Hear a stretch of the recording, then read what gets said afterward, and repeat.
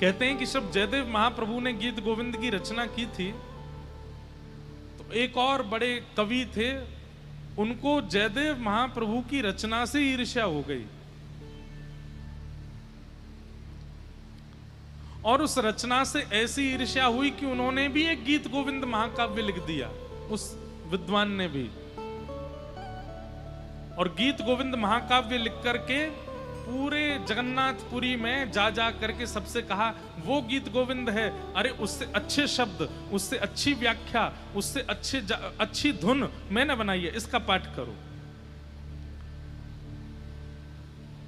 गीत गोविंद उस कवि ने भी ठाकुर जी के लिए ही लिखा है और निसंकोच शब्दों का जो चयन किया गया था वो बहुत सुंदर था। जो रचना की गई थी वो जयदेव महाप्रभु की रचना से भी थोड़ी सी विलग थी, अद्भुत थी। कई लोग उसके प्रभाव में आने लगे और कई लोग मूल गीत गोविंद को छोड़ करके, जो एक नए कवि ने गीत गोविंद लिखा है, ईर्ष्या में आकर के उसका पाठ करने लगे। किसी ने जाकर के श्री जगन्नाथ महाप्रभु के सामने वो नया वाला गीत गोविंद गा दिया।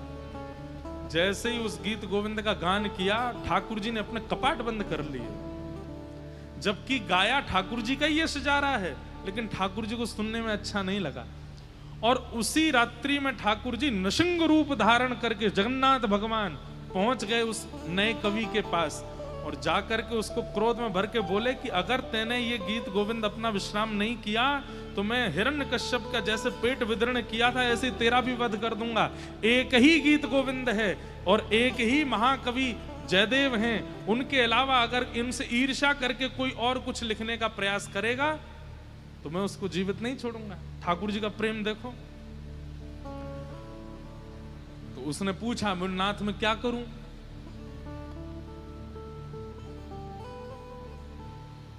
आपका ही तो यश गाया। बोले लेकिन तुमने ईर्ष्या युक्त होकर के गाया है, तुम जयदेव महाप्रभु से ईर्ष्या करते हो।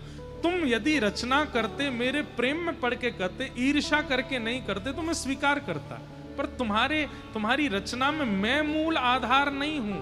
जयदेव महाप्रभु से अच्छा करना है ये आधार था, ये मुझे प्रिय नहीं है। तो वो बोले क्या करूं? तो बोले एक काम को, अपना गीत गोविंद समुद्र में बहा दो।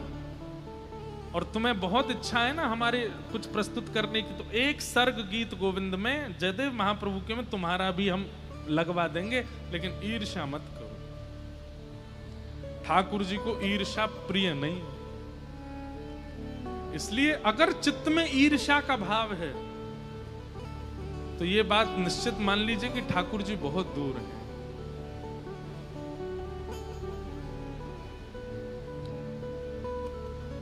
ईर्ष्या नहीं।